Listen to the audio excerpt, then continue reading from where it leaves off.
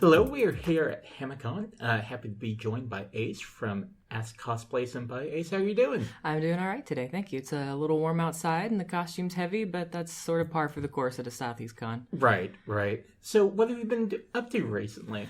Most recently, I've been doing a lot of costuming from Good Omens. It came out the last day of May. Sort of has swept the fandom circuit. There's a lot of Crowleys, a lot of Aziraphales running around, and I am living for it. Excellent. So let me ask you, we'll start here. What first made you take an interest in cosplay? When I was 18, in 2003, you can do your own math, I went to the Orpheum in Memphis to see a production of the touring Broadway company of The Lion King. And seeing the costumes there and the emotions that they evoked and the neat, cool, intricate, passionate designs that went into that, I wanted to make something that could cause that kind of immersion and that kind of emotional evocation to other people. Excellent. Well, let me ask you, we'll tackle it from this perspective. What's the first thing you think of when you decide to do a cosplay? Oh, that's a difficult question. Usually when I decide to do a cosplay, it's because I've found a piece of material or a trim or one little knick-knack or something like that and think, this looks like such and such from this character, and I will build off of that. You know, sometimes it's you're watching a show and you like a character and you want to be them. Right. But occasionally you'll say, oh, well, this, for instance, the one I'm wearing right now is an ancient Greek costume.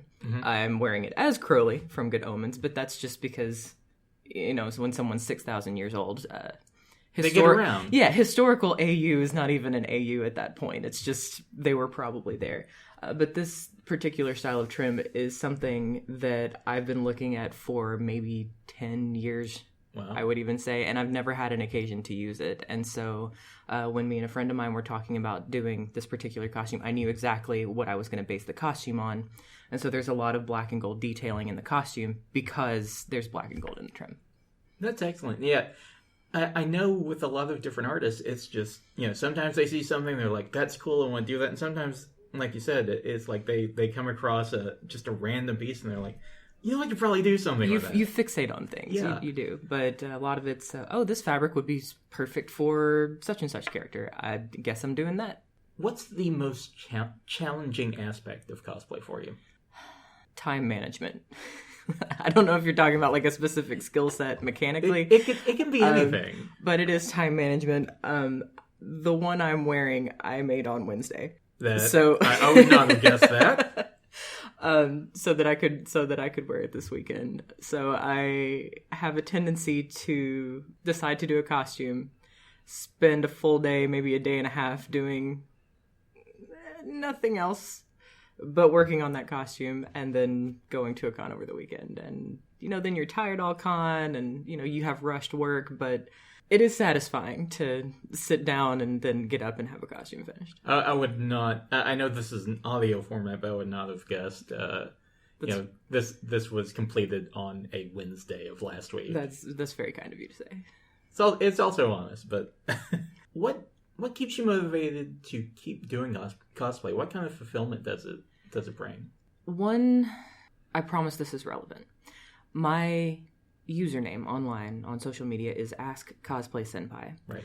And it is, I did run it originally as an Ask blog where people could come and ask for advice. And senpai in Japan can have one of two meanings. One of them is sort of an older student, somebody who is at the same school you are, but at a higher level. Right. Another one is if you're in a workplace and someone that's working with you has the same position that you do, but they've been working with the company longer. Right. And so it's not just a term of we're here and you're older than me. It's a term of we're here and you have more experience than I do. And I didn't take that name to be like self-promoting. I took it because I have been here for 10 years. Right. I do this for a living.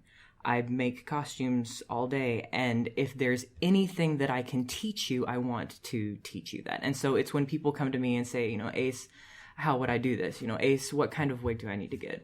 How do you do that makeup trick? how do you miter a corner when you're putting trim on a big rope? Things just, and that, my first job was an educator. I taught for 5 years, and I love being able to share a skill set with the next generation so that they can build on that, add their own skills to it, pass it on. And so even as long as I've been here, the quality of costumes, even beginner costumes, early cosplayers, is so much higher than it used to be.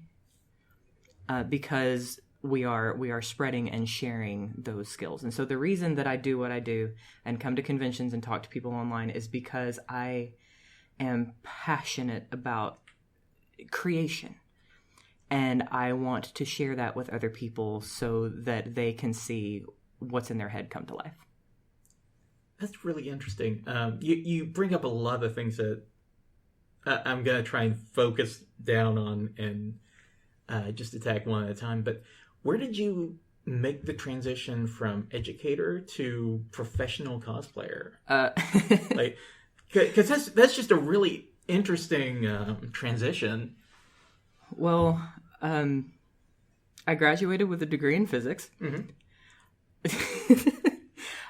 Taught incredible number of skills you're displaying here. I taught math and science at the college and high school level for 5 years. Uh-huh. And then I, during the summers, I was, and this was baby cosplayer me. Right. I say baby cosplayer, I was still in my mid-20s, but it was when I was first starting to cosplay.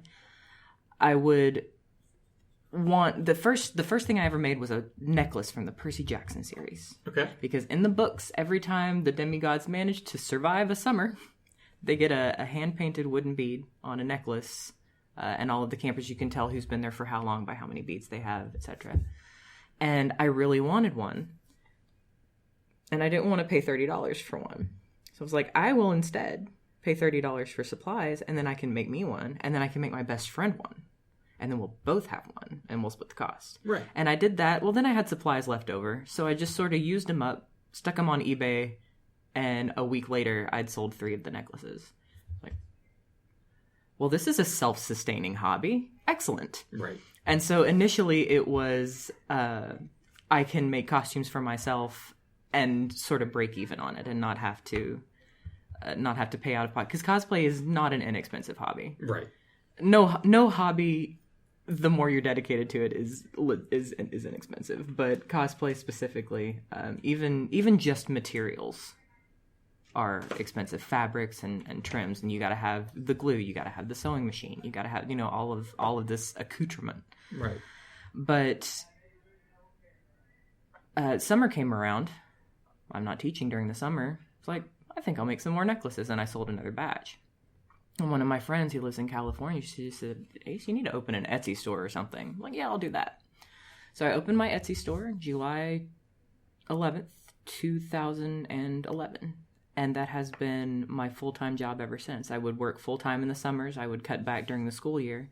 And eventually I moved to another state. I moved to Georgia for a little while.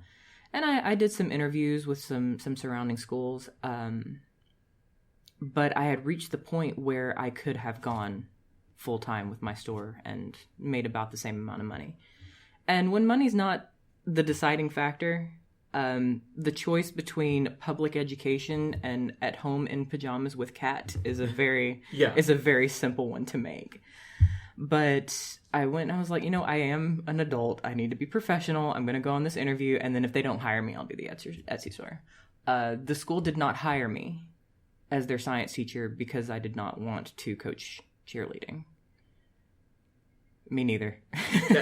Okay. Yeah. I was like, I don't have anything against cheerleading. I think it's an excellent exercise, excellent sport. It's a great activity for people to do, but I don't know anything about cheerleading. I was like, you want me to run an anime club? Or maybe like a book to movie adaptation club? That's something I'm very passionate about. But they're like, no, we want you to coach cheerleading. I can't do that. I am physically incapable of doing that. That's just so weird. Yeah. So I moved to the Etsy store, and it has grown. I am right on the edge of 25,000 sales. Fantastic. Congratulations. Thank you.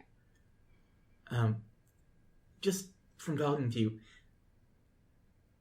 there's just mentions of all these different skill sets that you possess, and I'm just kind of curious, how do you approach those? Is this something that you tackle like as you come to it in a project, or are these skills that you already had somewhere down the line? Most things that I learned how to do, I try New Year's resolution to say, okay, this year I'm going to learn to work with resin, or this year I'm going to learn to make foam armor. Once a year. October, when you run a costume store, is a bit of a boom month. Sure. So usually in October, I will look for another piece of equipment or a tool set that I can move into my workshop. First, it was a 3D printer, and then I got like an embroidery machine. I got a plot cutter that can cut vinyl, and this is built up over the past decade. Right. I got a set of button makers. That one was not to make money. That was just so that I could print out pictures of my ships and put them in heart button shapes. I did end up putting pride flags in the heart buttons, though, and making my money back on them anyway. But it's like, okay, I want to make this costume, but I need to know how to do this specific skill to make that costume. So I guess I got to learn how to do that. And then you do it until you're not bad at it. Well, let me ask you, what are some of your other interests outside of just general cosplay creation? I wish I knew. No, my hobby is cosplay. My job is cosplay. And, when I want to kick around and make some extra money, I'll take on a big commission. So pretty much my whole life is revolving around the creation of costume. It's no bad thing, I think, because it does have a very different feel for it when you make something for someone else for a job. Right. Or you take a day off. Like Wednesday, I mentioned I made this on Wednesday. I took the day off on Wednesday because it was my birthday. And that's what I did. Thank you. On my birthday, I get up, I go to Sonic and buy a Route 44 cherry limeade. Mm-hmm. And then I go buy materials for a costume, and I spend that day and I make a costume just for myself. No, I'll keep the embroidery machine running while I'm going. I got to go change out. I got to go cast some resin real quick. It is simply focused on self-creation. And that is much, much more different a feel than it is when it's a job. Sure. But when I currently am in Knoxville, Tennessee. Oh, wow. Yeah. Wow, I live right outside Knoxville. Really? City. Okay. Yeah, absolutely. I'm over there all the time. Crazy. Over by Turkey Creek. Crazy. Right? Yeah, absolutely. Mm-hmm. Crazy. Sweet. But where was I? I think you were talking about just the process of self-creation versus doing it for a job. Right. It's definitely got a different vibe. When I bought my house, I bought a split level, and upstairs, kitchen, bedrooms, living room, and everything. Downstairs was one big room, and it had a wet bar over on the side. And that room it's a workshop now. It's about, I would say it's easily 900 square feet, but it's one big room. And all along the walls are my different workstations. All in the middle is my shelves for fabric storage and everything. And that is, when I go upstairs, I'm at home, and when I go downstairs, I'm at work. And having that divide, I think, is the most important thing. Excellent. Now, I do have a hobby. I like to cook. Excellent. I don't think of it as a hobby because I have to do it anyway. Right. Yeah. But it's either that or eating out or cereal. Yeah. I can't. Like I said, I'm getting older. I can't cereal every meal anymore. But no, I like to cook. I like to bake. I like making desserts. I don't make them as often as I want to for health reasons. Yeah, sure. Yeah, when you make a lot of desserts, mm-hmm. there's the benefit of having a lot of desserts, but there's mm-hmm. also the problem of having there's a lot of 2, maybe 3 people in the household at any given time, and now you all have to eat a pie. Yeah. Because you don't want it to go bad, but then you're like, right. I don't know if I can do this anymore. I will say, for the people that are listening, that are fans of it. Me and a dear friend is coming to visit me, and for my birthday, she and my girlfriend got me a lot of tools geared towards making macarons. And my friend and I will be having a macaron bake-off in cosplay as Taco and Loop from the Adventure Zone. Fantastic. So, please look forward to that. Well, let me close out with this. Sure. What is something that you're passionate about that you want to share with more people? There's nothing wrong with having a bad cosplay. Like, people will go around and say, oh, there's no such thing as a bad cosplay. Yeah, there is. Sometimes your seams aren't straight. Sometimes your fabric doesn't work. Sometimes stuff is wrinkled and it doesn't match. But if you're at a con and you're having a good time with your friends and you're pretending to be your favorite TV character, you're having a good time. There's no shame in starting out. Nobody's good at it at first. And the only person you really need to be competing with is past you. As long as the costume that you're wearing is better than the one you put together before, you are moving up. There's no shame in a slow pace. There's no shame in a step backwards. As long as you're here and you're having a good time, you are successfully a cosplayer. You are a cosplayer whether or not your cosplay looks as good as somebody else's or not. Excellent. Well, Ace, this has been fantastic. Really do appreciate the time. It was a pleasure to meet you. Thanks for listening to yet another production of the OSMcast, your podcast for everything awesome. You can find us online at awesomecast.com, OSMcast.com, or, wherever you find your podcast, just search for OSMcast. You can also find us on the social medias, OSMcast at Twitter or on Facebook. Of course, you can also find our wonderful interview guru, the greatest living interviewer, John Robbins, at J5 is Live. Or perhaps you'd like to follow our amazing editor, Anna, at Angel Darkfire, or just me at It's Basil Time on Twitter. Our theme song is produced by DJ Inabito, and you can find him online at djinabito.com. And once again, thanks for listening to the OSMcast.